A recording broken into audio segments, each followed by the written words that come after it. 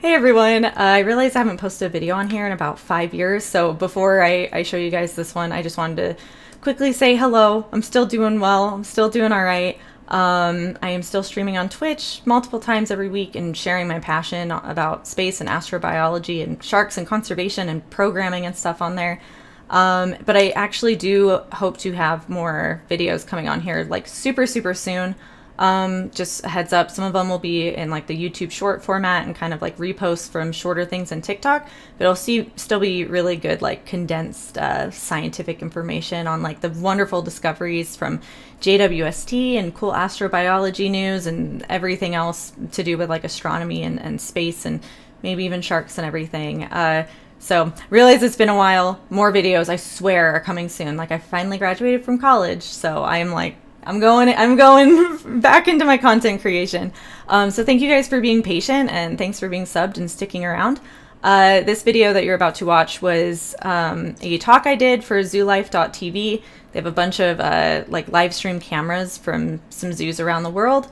And so I was able to talk about sharks and ocean conservation and a few other things. So hopefully you learned something about sharks. Enjoy. Thanks. First, hello. I'm really excited to be on here. I am Mahoodles.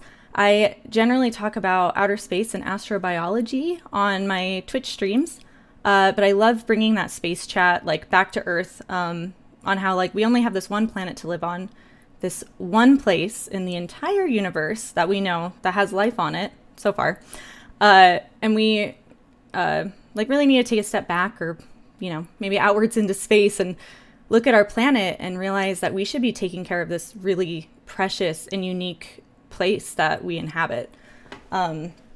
Also, just a heads up, I'm a little spacey, no pun intended. So I've written down a bit of stuff, so apologies if me reading is a little bit annoying, but I wanted to make sure I got like all of my statistics and everything correct on this. So jotted down a bit of stuff. But yeah, so on top of space stuff, I'm also an outspoken environmentalist. I use this word specifically over conservationist because I believe the environment should be saved, preserved, set aside, and protected from human abuse, not just taken care of so we can continue to use it, though I do agree with that too. But I believe land deserves protection for its own right and not just human use. And I also love sharks. Like they're absolutely my favorite animal. I have been obsessed with them since I was in second grade. So that will be a really big topic of discussion for today. They've generally been my topics on like various papers throughout school and everything. I've actually taken several courses on conservation, but I actually have a degree in computer science. So I'm a woman of many passions. But that's kind of cool because I can apply that into really important ways into all of these other fields that I love. And I'll actually be touching on that a little bit later too. So if you guys are interested in that or some of the applications, we'll be getting into that. But yeah, so let's get into sharks. One of my favorite ever shark facts. Are you ready? Sharks have been around longer than Saturn's rings. How crazy is that? I think that is so cool. They have also existed on Earth longer than trees and dinosaurs. They've been inhabiting our planet for over 450 million years. It's a really long time. There are currently over 500 different species of sharks, and the majority of them are harmless to humans. Sharks actually like dislike the taste of humans. It might mistake you for a seal, like taking one bite and then letting go. I'm just going to drop a bunch of shark facts on you guys because I think they're really fascinating creatures. So sharks have a sixth sense, which is electrosense. So like around their mouths and snouts, they actually have these receptors in jelly-filled organs, which are like essentially pores that can detect electrical fields. So this lets them know where fish are, even hiding under the sand when they're hunting. So it's really cool that they have an extra sense. So some sharks need to move to breathe, like need to swim around to breathe, and some don't. Some sharks lay eggs and others give live birth. Really diverse and awesome species. One of my favorite sharks are megalodon sharks. They were prehistoric sharks that are now extinct, but we estimate them to have been similar to like a great white shark, but around like 60 feet long or longer, which is huge.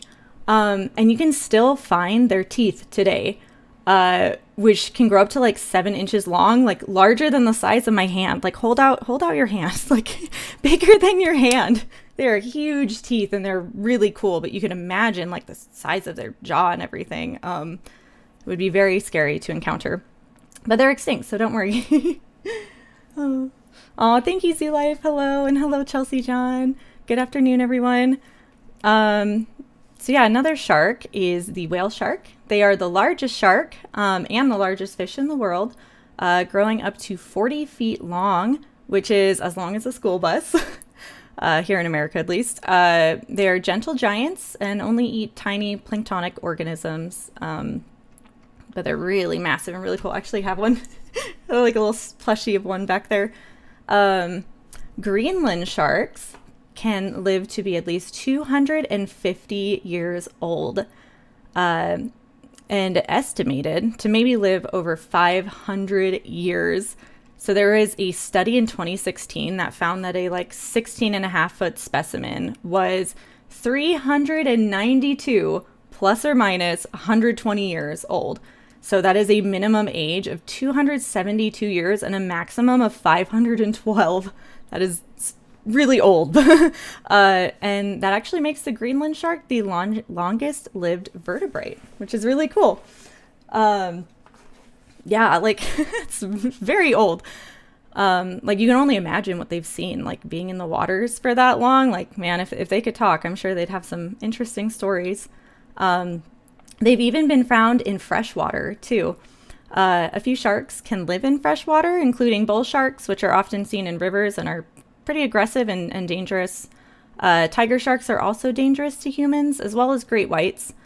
Great whites are the world's largest known predatory fish, growing around 15 feet long and weighing over 6,000 pounds. They're huge. Not as big as the megalodon, though, but they're big. They're estimated to live for about 30 years. They can reach 40 miles per hour, and if they're trying to catch a seal, like near the surface of the water, sometimes they'll breach out of the water, which means like they'll propel themselves up like 10 feet or so into the air while trying to catch their prey. You can like Google image some of these because it's actually really impressive to see, or even look at videos if you want. But yeah, I think most people are probably the most familiar with this species of shark, since the shark in Jaws was a great white. Hello, Hoppy. We are talking about sharks and ocean conservation today. Welcome in. And I figured I'd be saving questions for the end, but feel free to type them in chat. And if I like see it, I'll answer them. So I believe that the stories we tell about nature affects how we view it, and thus affects how we treat it. So we'll restrict harmful actions towards nature if we view it as important and alive. I think since most people seem to see sharks as scary and vicious, we're more prone to treat them with violence and not morally consider them, meaning we don't care how we treat them. If we are scared of something, I think generally as a species, we try to avoid it or eliminate it. One of the big reasons that I do think people are so terrified of sharks is thanks to Steven Spielberg's movie Jaws, and how it inaccurately portrayed sharks as vicious manhunters. But in reality, it's very unlikely that you would get attacked by a shark. Just last year, in 2022, there was 57 confirmed unprovoked shark attack cases, with 5 being fatal, which is still obviously really sad and really awful. But for the amount of people that go into the open ocean every year, that's, maybe a smaller number than some people would expect. However, humans are extremely deadly to sharks, killing over 11,000 per hour. 11,000 per hour. That's over like that. Sorry, that's just such a mind-boggling number. And there's this image online. I wasn't sure if I'd be able to share images, but you scroll down for like 5 minutes in this, and it shows the 11,000 sharks, and it takes like a long time to scroll down. So yeah, 11,000 per hour, and that image is just going through my head right now. Feel free to Google it if you want to see how many sharks humans kill per year. I think might bring it up.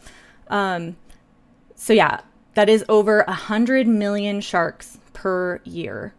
That is just a mind-boggling number for me, especially as someone who talks about space stuff. Like, I'm used to big cosmic scales, but that is just, I mean, our oceans are big, but that's a lot. This is generally due to the fishing industry and overfishing in general, and shark finning. But before I hop into those topics, I wanted to talk about why sharks are important to our ocean ecosystems and extremely worthy of conservation efforts. I know some of those statistics can be really sad too, but it's just like, it's a kind of heartbreaking reality, but I do have good news, so don't worry. So obviously sharks are very crucial to the ecosystem. They are, oh my gosh, I agree. It's way too many sharks to be killed. So sharks are apex predators of the ocean, meaning that they are incredibly important for the ecosystem to function properly. So without them, other animals would thrive and others would perish, and the balance of the ecosystem could be thrown off. I'm a big fan of Aldo Leopold. He was like an environmentalist and had some writings a while ago. So I kind of wanted to mention his like idea of like the land pyramid, which is similar to ideas that you guys know of like the food chain or the food web. But his land pyramid shows that all organisms are dependent on the more numerically abundant layers beneath them, and all participate in the growth of success of each layer. So at the bottom, there's like producers, which are plants, and it goes up with continuous layers, you know, like the food web. But it kind of demonstrates that every living thing is connected by how different levels of the pyramid affect each other. So the ecosystem balance has, you know, several links because most animals eat several different types of food, and their prey might eat different things as well. So sharks are an apex predator and constantly interacting with other layers, you know, eating several fish and seals and whatnot. And because of this, they are extremely important to organisms in all levels of the pyramid. So without a diverse, abundant, and healthy food supply, all levels of the biotic pyramid would be endangered. This also applies to like pollution in our oceans and rivers and lakes, and some of which even reaches humans, like mercury and microplastics. So like the ecosystem is like Jenga in a way. You take one block away and it'll all fall. And you can see examples of this, like when the wolves were taken out of and then reintroduced back into Yellowstone. There was a lot of like rippling effects that we didn't know how much wolves affected the ecosystem until they were gone. And then it was very surprising to see how the balance and everything returned and was a lot more healthy when they were reintroduced again. So another example would be shark populations off the east coast of the US declined, and thus the cow-nosed ray population increased since they were prey of the shark. And due to that, they depleted the scallops, which were their prey, and humans lost that food source. The lack of a carefully balanced ocean ecosystem could lead to like more or less amounts of oxygen in our atmosphere, and also varying food sources for humans. And I will touch on those a little bit more later also. But so like essentially, since sharks are apex predators, they're at the top of the food chain and are actually a sign of a very healthy ecosystem, especially in reefs. They keep everything balanced as it should be. So since we hopefully agree now that we want to keep sharks around, I wanted to talk about some of the unfortunate threats that they face, one of which I have on my shirt today. And I've been very outspoken about this, like, since I was a little kid, so I'm ready to get into it. One sip, though.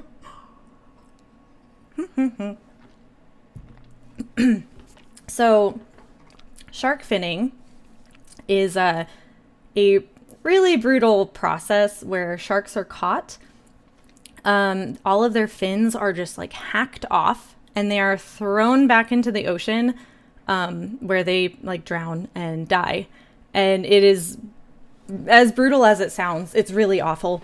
But this issue is really important because obviously, as we just spoke about, sharks are crucial to our ecosystem, and yet they're being killed at a very unsustainable rate. The shark population is declining because we are killing them faster than they can mature and reproduce. So as I mentioned just before, it is estimated that 11,000 sharks are killed every hour for their fins or from overfishing. And if we keep this rate up, it has been estimated that in 30 years, they could go extinct. So yeah, over 100 million sharks a year. Shark finning generally is solely for the gelatinous texture, not even the flavor, the texture of the fin, which like China and some other Southeast Asia countries eat as a tradition in shark fin soup. But you can find shark fins and other shark byproduct like all over the world. So definitely something to be conscious about. I know, it is very, very sad. And I totally agree. It's been rough, but hang tight though, because I actually have some good news on it in a minute. So, essentially the shark fin trade is kind of like the ivory trade or rhino horns in the fact that it's cruel, it's wasteful, nonsensical, has no beneficial properties. A lot of this is actually illegal in most countries. But for some good news, I wanted to share this little tidbit with you guys. So back in 2006 and for years afterwards, the basketball player Yao Ming partnered with Wild Aid to raise awareness about the realities of shark fin soup. This brilliant campaign caused shark fin soup consumption to go down by 50 to 70% within 2 years after it. And which is just so awesome and such good news. And when polled about a decade later, 91% of respondents said that they would support a nationwide shark fin ban in China, and 82% said that they stopped consuming shark fin soup as a direct result of Yao's awareness campaign. That is awesome news and like the most brilliant ad campaign. That's kind of something that I personally like try to keep in mind when thinking like, what are some things that we can help with some of these issues? I definitely think like, good ad campaigns and whatnot, just to like raise awareness and educate is definitely really helpful. But yeah, now wanted to go back to some of the. It is so excellent. It is so excellent. But yeah, now I wanted to go back to some of the other threats sharks face, which is overfishing, unfortunately. But I do have some good news and some cool news at the end of this one too. I'm definitely trying to keep the optimism with the talk. It's just important to also talk about the realities of everything too, because I think a lot of people in here probably know that the ocean is in some trouble. So yeah. So anyways, overfishing occurs when we take too many fish and too fast. Fish need to be able to reproduce and replenish their populations. And when they're fished in unsustainable ways that don't allow that, their populations obviously go down. So it is estimated that between like 1990 and 2018 alone, global fish consumption rose by 122%. This demand has seen like the development of more intensive fishing methods, including trawling, long lines, gill nets.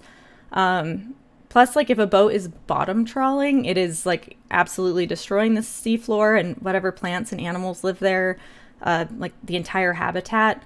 One source mentions that it might take up to 7 years for these seafloors to regenerate too. Overfishing also has severe consequences for marine life. The percentage of fish stocks considered biologically sustainable has dropped from 90% to 65.8% over the past 30 years. And today, 90% of our fish stocks are said to be overfished or at capacity, meaning they're meaning they're close to reaching their maximum level, which they can be harvested before collapsing. So that is stressful. And obviously this is an issue affecting, humans too, not just fish and the entire ocean environment, because people rely on fish for protein and their livelihoods. So since sharks and rays reproduce more slowly, it makes them more vulnerable to being overfished. Sharks are often caught in directed fisheries where fishermen aim to catch them for their meat or their fins, which we talked about with shark finning, liver oil or skin for leather, maybe even their teeth and their jaws. They're also abundantly caught as bycatch when fishing boats target other species like tuna and marlin and whatnot. But yeah, we also know that dolphins and turtles and so many other wonderful species are caught as a fishing byproduct as well. And yeah.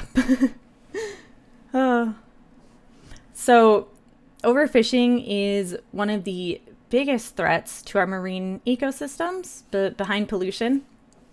Really quick, I also just wanted to mention that plastics account for 85% of our marine litter and are dangerous to life, not just in the ocean, but of course as it travels through the food system to humans, kind of like how we were talking about the biotic pyramid before. Any organisms eating that, something else is going to eat that and eat that and eat that. And then all of a sudden we're eating all of that. So it's something to be aware of. Chemical pollution and dredging are also concerns. And of course, climate change impacts at least 41% of threatened marine species. And 10% of marine animals and plants are actually assessed at the risk of extinction. So yeah, one more time, 10% of marine animals and plants are assessed at the risk of extinction, and climate change impacts at least 41% of those. Also, we can't forget to mention that each year the ocean observes 23%. Sorry if these are too many statistics and facts, but this is a very evidence-based talk, I guess, and obviously field of research and whatnot. But yeah, the oceans absorb 23% of human-caused carbon dioxide, CO2 emissions, and captures 90% of the excess heat created by these emissions. And that actually causes the ocean to be more acidic too, which is not good for the animals and creatures in it. Obviously, ocean temperatures are rising rapidly. Coral bleaching can happen with just a 1 degree temperature raise. And of course, that makes coral reefs one of the most threatened ecosystems on Earth due to these greenhouse gas emissions, which is just awful and really sad. I'm sorry. I hope this isn't too sad, but it's I think it's the hard facts we need to get to. So when we talk about some good news, we're like, oh my gosh, that's really good news, right? So at least 38% of all reefs have already been destroyed. The most severe destruction is in the Philippines, where 90% of the reefs are dead or dying. I'm almost tearing up saying that. That's a lot of damage happening there. This is a critical threat to diversity worldwide, since coral reefs house an estimated 1/3 of all of the ocean species, while only occupying 0.2% of the ocean's total surface area.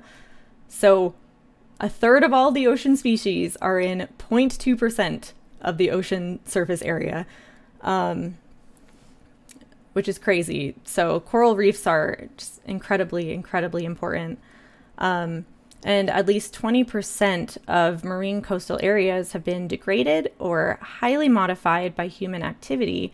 And intensive harvesting of marine products and species are transforming these coastal environments too. So I know that's a lot of like really heavy and really sad news, but it is important to know that coastal areas can bounce back pretty quickly. So yeah. And I will touch on that a little bit more soon here. But I also wanted to say that, speaking of all of these sad statistics, 35% of mangroves have been destroyed, with 15% of those being removed for aquaculture. Mangroves are really important wetland communities because they protect coastal areas from storms and are breeding grounds for shrimp and fish.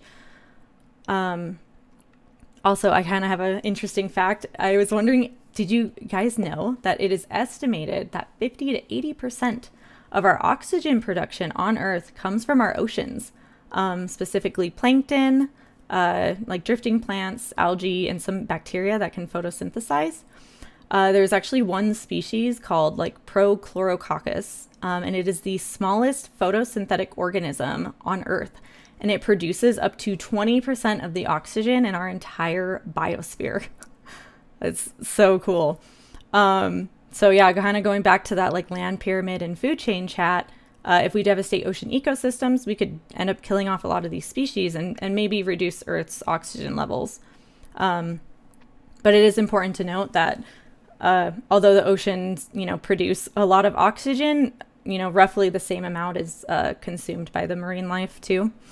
But yeah, and of course there's like issues with,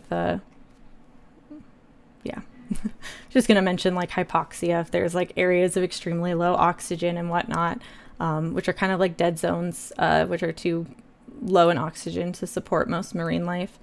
But yeah, I know I kind of gave a lot of like hard fact reasons why we really want to conserve the ocean and coastal marine areas. I have a few more things to touch on before we get into the good news.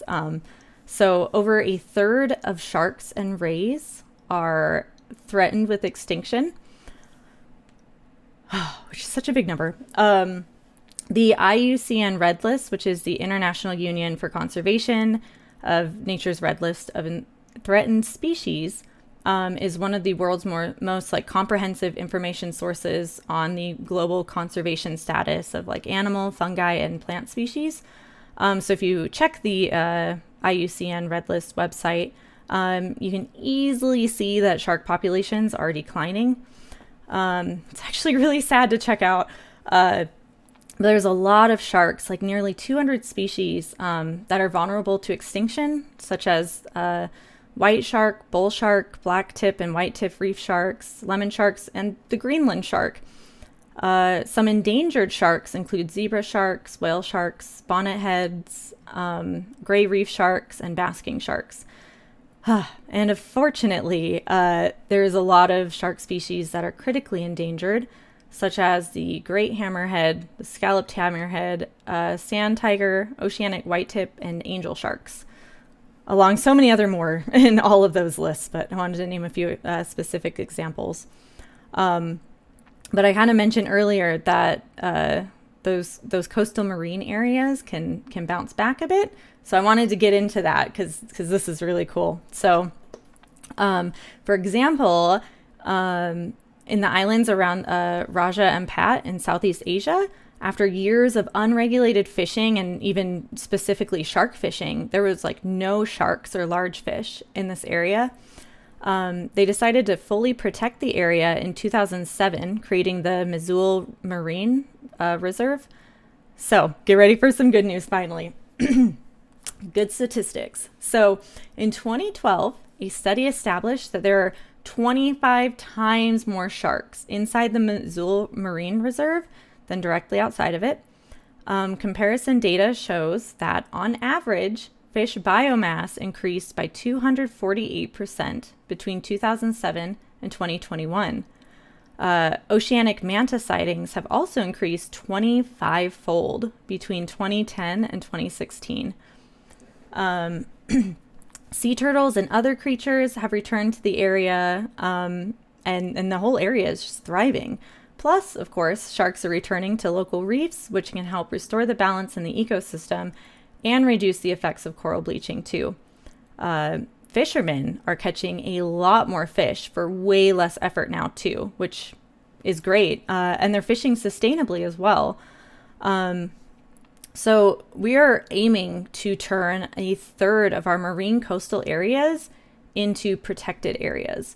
With this, our fishing grounds could recover and sustain humanity and ocean ecosystems themselves. And we also think that that 1/3 amount is the amount needed to, protect a lot of that crazy biodiversity in those marine areas that I mentioned earlier, which was like a lot. Like 1/3 of all ocean species are in those areas. So we're hoping, protecting 1/3 of that will help protect that biodiversity. I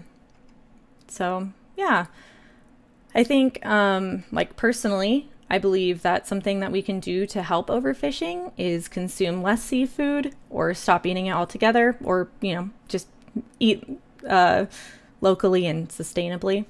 You can definitely Google how mercury and other contaminants are in seafood, including microplastics. I also wonder, since 98% of our streams in the US are degraded in some way, how much of that pollution is affecting the fish and then affecting the people that eat it.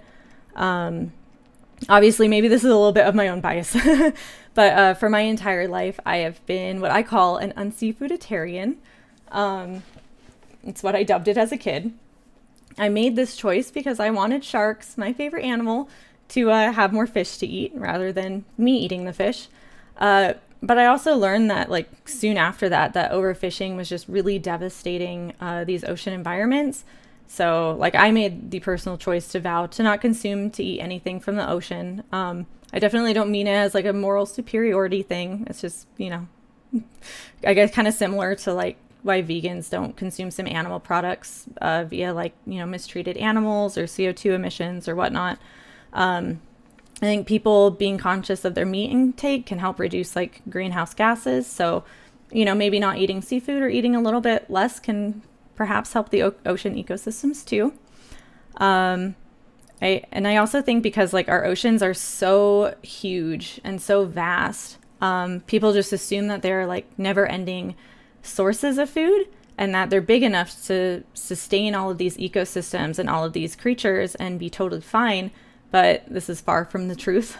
So I guess to summarize a bit of the overfishing issue, let me have a sip of my drink real fast. So to summarize a bit of the overfishing issue, it affects humans by giving us less food to eat, hurting the economy, especially local coastal ones. It actually contributes to slave labor, which is awful, and it may even be affecting our oxygen levels. So it hurts the ocean organisms because it throws the entire ecosystem off by using harmful nets that ravage the ocean floors and whatever coral or plants are growing. It also ruins, there's less fish in the ocean, and they're being caught at unsustainable rates, which obviously hurts the ecosystem too. I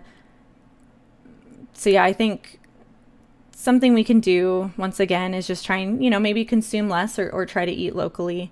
I think we can push for better laws and regulations to be put into place that actually make positive progress. Having more sustainable fisheries and aquacultures all over the world and in underdeveloped countries, specifically ones that are illegally fishing, would help too. But they would need to have legal frameworks regulating them that actually work. So I think we can help educate coastal communities on something similar to turf reserves or globally trying to protect 1/3 of our coastal waters. Because if we can restore these coastal ecosystems, there will be more fish to catch sustainably with less effort and in healthier ecosystems, like for generations to come. So I think it's something that everyone should really like want to be on board with and like be excited to put into place. I think it just might require some education and obviously some effort around the world. So organizations such as like Shark Life, Wild Aid, and Shark Angels help to protect sharks specifically.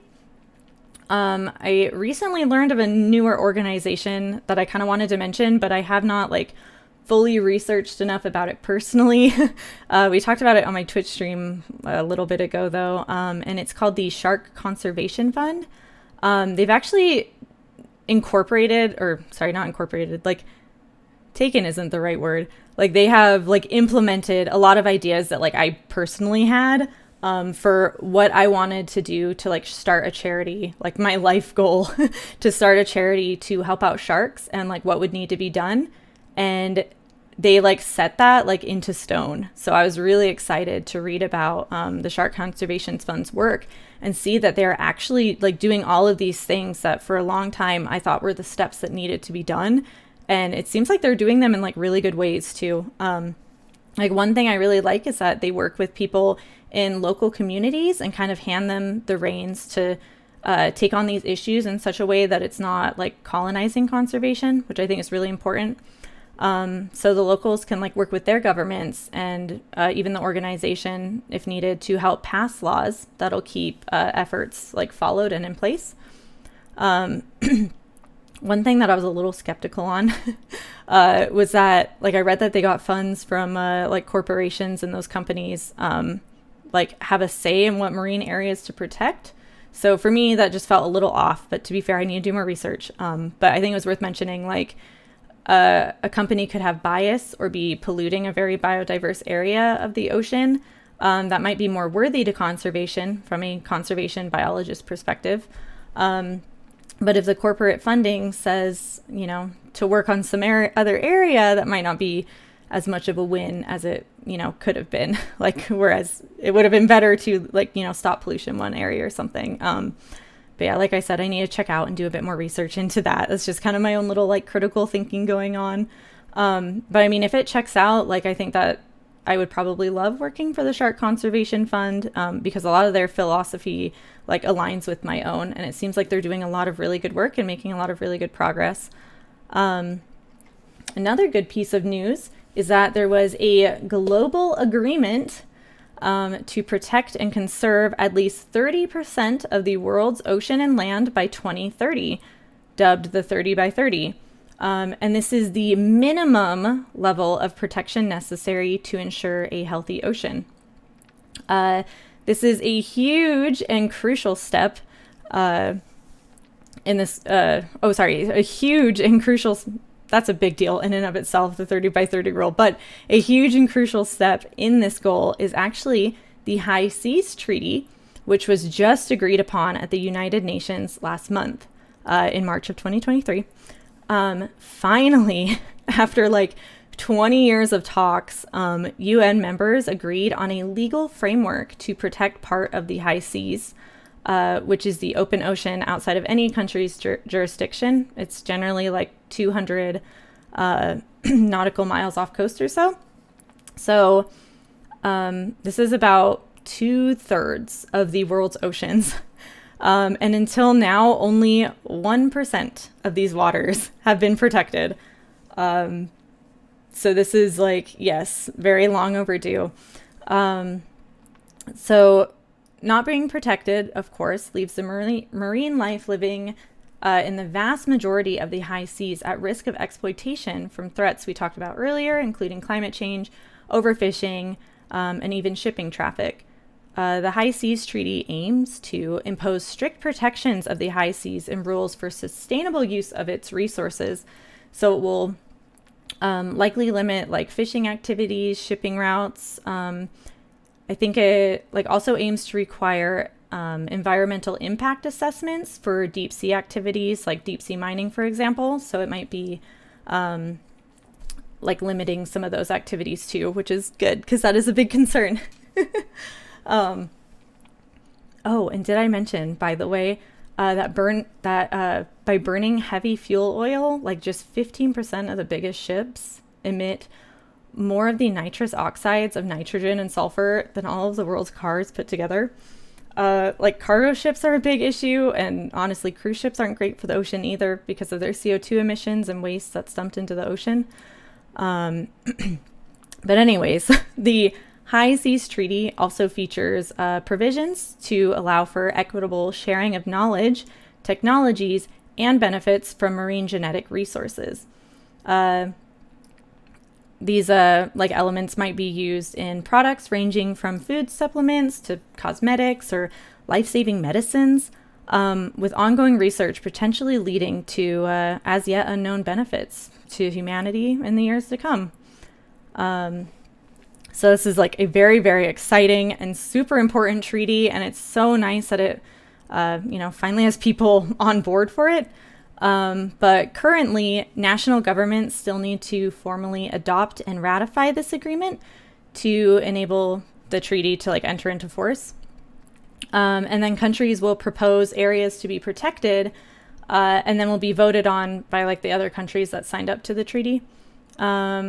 I truly hope that they choose areas for protection based on like the best possible evidence and what conservation biologists with like no monetary or corporate ties or anything deem to be the best areas for conservation overall. Excuse me, let me have a sip of water really fast.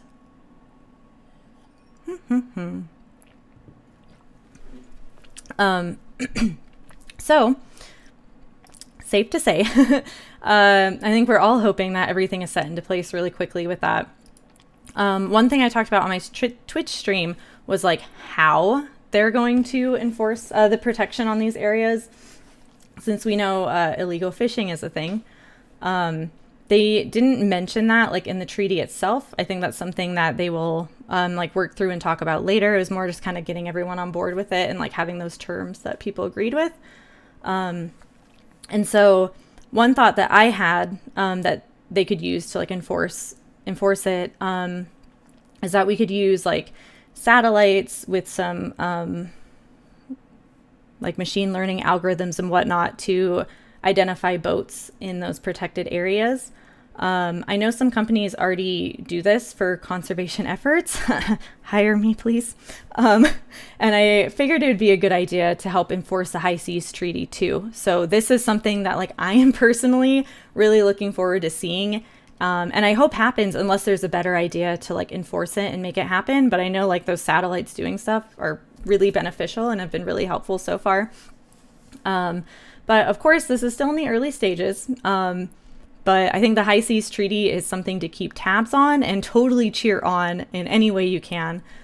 I also kind of wanted to share, like, if you guys are curious just how to help sharks more, like overall, I have a little note here. It says, that's why the oceans are so salty. It's filled with the tear of misunderstood sharks.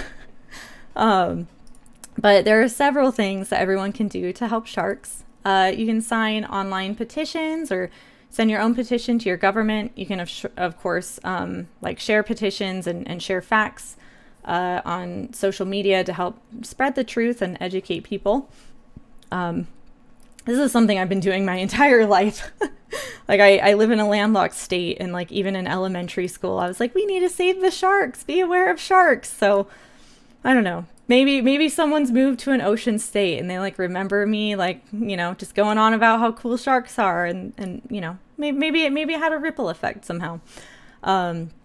Also, you can of course just simply not eat the soup if you see it available. You can be aware of other fish that you're eating, since a lot of sharks are caught by byproduct of marlin, tuna, or other open ocean fishing. You can make sure that like your leather products aren't shark, or that your cosmetics or supplements don't use any shark byproducts such as squalene, which is shark liver oil. More like recently, I've been seeing a lot of, instead of like squalene, it's like squalane with an A, which I think is like a more naturally derived version of it from like sugarcane and stuff, and it still does the same thing to your face. My skin loves it, so that's been really good, and I'm hoping more companies kind of get on like the more, let's not use squalene and use like the sugarcane or whatever other version instead. I also just wanted to recommend 2 documentaries if you're kind of curious to jump into it more. On YouTube, I think you can find Gordon Ramsay's, the chef. Yes, he made a documentary called Shark Bait. It definitely has some like graphical images of like shark finning and stuff in it. But it is fascinating to watch. He almost gets lit on fire in it. It is a lot. It is a lot. And it is really interesting, and he does a really great job in it. And there's also a documentary called Shark Water, that you can check out too. Let's see. I think I have time to go into a little more here, so why not? So I had a little tidbit on, like Shark Week too. Which has been like kind of hit or miss because sometimes the stuff's like a little sensationalized, but I think like Shark Week is every July. And I think like my favorite thing about Shark Week is that it promotes the awareness of sharks, which is pretty amazing. Like it reminds people that like sharks exist, and some organizations and companies like raise money and give 100% of their profits to anti-shark finning organizations or like other conservation agencies. And that is like super, super awesome. So I guess I like it a bit more for the awareness that it raises than the shows. I also wanted like, I guess just because a lot of the shows are kind of like fear mongering sometimes because it's what get the views, which is like, huge shark bites or deadliest shark attacks rather than here's some chill sharks being cool in reefs and here's why they're important to this marine ecosystem and stuff. Maybe they have a bit more of that more recently. Hopefully this year they do. I also think it would be smart if they had like shows about preventing shark attacks and what to do if it like unlikely happens to you. If you live near the ocean, I think that's a smart thing to Google. If you're curious about like there's helpful resources online showing like shark body language and a ton of like useful and important information. So I'd highly recommend to do that if you live near the ocean or planning to visit the ocean, just so you have that knowledge in your brain. But I quickly wanted to mention that there's actually like shark camouflage wetsuits and shark deterrent devices. These are especially helpful for like surfers because when you're on your surfboard, like paddle boarding, or not paddle boarding, like paddling out, you can look like a seal, like exactly like a seal to a shark, way underwater. It's also smart to not wear jewelry in the ocean since it can glisten and attract a curious shark. Also try not to like swim at dusk or dawn since that's usually their feeding time. And don't get into the water if you see like a bunch of fish jumping out because generally that means there's like a predator nearby and they're trying to escape. However, here's a fun fact. Sharks know the difference between fish and human blood. And while they can smell our blood, it's not a scent that they associate with food. There's been scientific experiments that have repeatedly shown that sharks have no interest in human blood. So you don't really have to worry about that. Also, if a shark is about to like attack, usually they kind of like show their gums and like scrunch up their nose a little bit. If you see that or if they're coming at you, like just want to let you know they are my favorite animal, but like punch them in the nose, like gouge their eyes, cover their gills, like whatever you need to do. Once again, like shark attacks are, more rare. I think, was it last year? There was only like 50 something unprovoked shark attacks and like 5 deaths. But I think it's still smart to know what to do in case of a shark attack. So if you're in the ocean, be aware of your environment. If a shark is coming at you, like punch him in the nose, do whatever, like fight him off if you need to. Just wanted to say that. And I also wanted to mention Coral Gardeners, which is like an organization literally planting gardens of coral, which is really cool. And I wanted to talk about their Reef OF stream briefly, since it's a fun way to combine computer science and conservation, kind of similar to Zoolife here, which is really awesome. So thank you guys for being on this website. So Reef OS is designed to become, and I kind of took this off of their website. So, But ReefOS is designed to become one of the most advanced artificial intelligence platforms for coral reefs, providing an in-depth look at the health of reef ecosystems to help monitor and restore. This is a network of reefs with connected cameras and sensors collecting crucial data such as fish population abundance, species biodiversity, coral growth and coverage, and water temperature. And these are also a lot of things that like conservation biologists need to take into play for like all of the amazing work that they do. So yeah, I hope the ReefOS team is able to get some really good data and to like monitor coral reefs with that technology. I think that's a really cool and exciting like kind of technological project. I know way beginning on I mentioned that I would kind of talk about that. So there's one of them. I guess I could maybe real quick read, or well, I don't know. If you guys want to learn more about it, you can Google the Coral Gardeners ReefOS, but there's a little more like technicalities about it, but I'll leave that out. I think another cool application with code for ocean conservation is like there's a specific project on kaggle.com, which is like a website with a lot of like data sets and whatnot that you can use for machine learning and databases or whatever. So for this specific project, you can use machine learning to accurately identify starfish in real time by building an object detection model trained on underwater videos of coral reefs. So this is like super important and so useful because the crown of thorns starfish is an invasive species of starfish in the Great Barrier Reef that eats coral and it is like devastating it. So scientists and tourism operators and reef managers like established this like large scale intervention program to control the starfish outbreaks to like ecologically sustainable levels using this code that someone has written, which is so cool. Like the deadline for this project was a year ago, so I'm really hoping to see some updates from it soon. And then I also kind of wanted, like I'm about at the end here, but I also kind of wanted to like briefly change gears a little bit more to like some land-based issues, you know, speaking of tech, and kind of mention like planned obsolescence and a little bit of like climate change stuff briefly. Oh yeah, there you go, Chelsea. Yeah, thank you for sharing about Oceanwise. So yeah, I think I think change needs to happen with both people and companies. Like we can't we can't use the consumer as a scapegoat for companies polluting badly, like devastating Earth's environments and neglecting their negative impacts for future generations.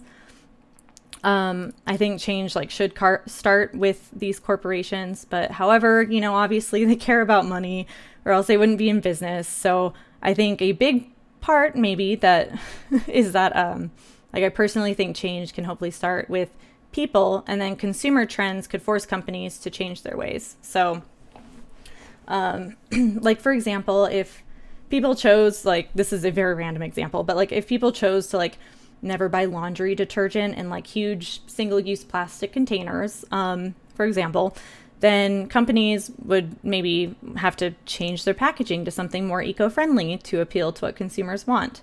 I think like an entire philosophical change of respecting the environment and being more aligned with like the evolutionary ecological land ethic, which is maintaining health of natural ecosystems and ecological processes.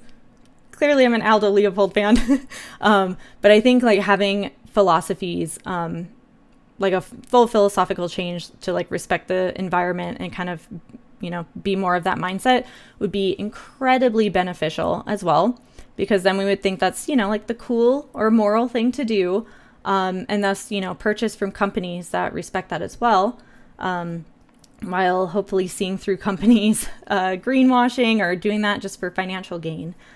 So like greenwashing is when a company purposefully not purposefully, not always, but it's, you know, when they say that they're like environmentally conscious for marketing purposes, but they're not actually making any like notable sustainability efforts. So be mindful of like broad claims without evidence, and where materials are sourced from and whatnot. It's just something to be aware of. Like I've been seeing a lot of like more green, things happening around, which is great. But it's also good to take a moment and be like, okay, is this greenwashing or is this for real? And yes, stop buying plastic water bottles. Yes, yes, yes. I cannot recommend enough how fantastic it is to have like a reusable water bottle, especially when you're like traveling through the airport. Because then, you can just have your empty water bottle and fill it up for free easily at the like refilling water fountains. Yeah, you do not need plastic water bottles, hopefully. Especially because you can get like, water filters for your sink or your fridge, or, have a whole like pitcher in your fridge with a filter and whatnot. So yeah, and reusable water bottles, once again, are fantastic. So I think we can hopefully take our consumption choices into our own hands and reduce, reuse, and recycle, all while being outspoken on the issues in our society. Like just a few of us cannot reverse global warming. It is a combined world effort that everyone needs to be on board with. And of course, I think companies need to also take some of the blame and realize that, maybe they're destroying the earth a bit more. I also kind of have a few, sorry, it might not be like as organized as the rest of this. But I know some companies engineer their products to fail via planned obsolescence, forcing us to buy more and destroying the environment even more. And I mean, of course, there's like some nice things that we can do, like buying like energy efficient, like light bulbs and whatnot. Light bulbs are actually a great example of planned obsolescence.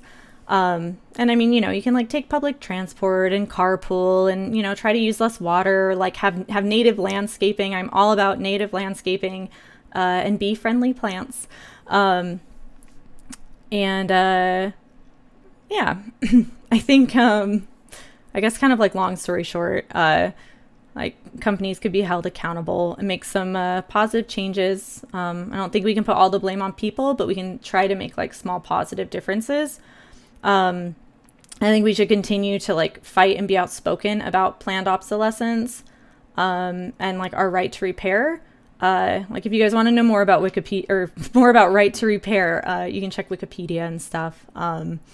But like essentially the right to repair refers to like a proposed government legislation to forbid manufacturers to impose barriers that deny consumers the ability to repair and modify their own consumer products, like electronic, automotive devices, farm vehicles like tractors. So like 95% of raw materials in our electronic devices can actually be recycled, but they're not. So the right to repair allows us to like repair and reuse these devices. Some interesting and exciting news in that is that the state of New York actually just passed their Digital Fair Repair Act, which ensures consumers and independent repairers the right to repair consumer electronics. It'll apply to devices first used or purchased in the state on or after July 1st, 2023, this year in a few months. This is really awesome news, and several other states in the U.S. are having discussions about the right to repair also. So I'm really hoping that this is like a great step to tackling planned obsolescence. Sorry, I kind of feel like that last bit was like a little bit jumbled and everything, but hopefully you guys get what I was trying to say. Like I am really passionate about the fact that like every person has the power to change the world. And a big part of that is like how they spend their money via consumer choices, including not consuming things at all if you don't need to. Also, and I think that's a really big part too, is like, sometimes take a step back and be like, wait, do I actually need this or not? Like that's kind of part of like the reduce, reuse, recycle, is just not consuming. And also thinking about and like realizing the cost, not just monetary, that comes with your purchases. So like, for example, like fast fashion kind of websites or things, using whatever, like cheaper materials made quickly from like underpaid employees, which is just kind of bad overall. And then it's being shipped overseas to you, which is polluting the ocean. And then you try it on and you don't like it, or it just falls apart kind of quickly or something. So yeah, definitely consider like the cost, not just the monetary cost that comes with your purchases. And I guess, you know, be aware that like some things lead to deforestation, like palm oil and whatnot. Yeah, I also think it's important to listen to Indigenous voices and their knowledge about how to help conserve land and oceans. I think that's actually what the next talk here on Zoolife is about. So definitely check that out. But now as I'm wrapping up, I wanted to leave with saying that overall, every person can make small changes to help, even if that's just talking about stuff more openly and starting more conversations. We're doing a live stream. Also reducing, reusing, and recycling, hopefully talking more about recycling. And maybe sometimes just doing what you think is right is enough. Spreading positivity, positivity spreads and encourages and inspires people to also share and support what's right to do.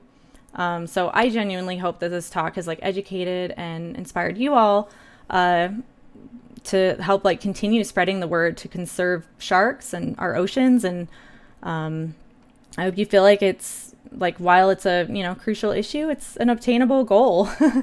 So yeah, thank you guys so much for listening in and for being here. If you have any questions, feel free to ask away. Thank you all so much. I'll give you guys a minute to like ask questions and everything too, but yeah, thank you. It was so lovely to be here. I hope that was okay. I know it was like kind of a statistic heavy and stuff, but I'm just a very like factual based person. But yeah, don't forget, everyone can make a positive impact. Everyone can make a positive change. Even the small little things that you try to adopt in your life, like using a refillable water bottle, not buying plastic water bottles, like does genuinely make a difference. So, yeah, support the right to repair. Talk out against planned obsolescence. And yeah. Aw. Oh, May 6th is the Electronics Recycling Day. That's awesome. Aw, thank you so much, Chelsea. And thank you, Canuck Critter Lover, too. I appreciate y'all being here. I guess if there's no questions, I will end. Oh, I did want to let you guys know, if you ever, like, if you think of any questions afterwards or anything like that, you can just find me. I can type in chat. Just like, I am just mahoodles on everything. Like Twitch, Twitter, etc. So yeah, feel free to join or follow on any of that stuff if you have enjoyed this talk or want to catch my live Twitch streams, where I will still continue to talk about sharks and ocean conservation and space and astrobiology and all of these other things that I'm really passionate about. So yeah, thank you guys again for hanging out in here with me and listening to me talk about my passions and everything. I hope you learned something, and I hope you can share some of the stuff you learned with other people, and yeah, keep fighting the good fight and make some small positive changes. Thank you all. Have a good rest of your day, and have a good rest of your Earth Day, and enjoy the rest of the talks going on. Bye.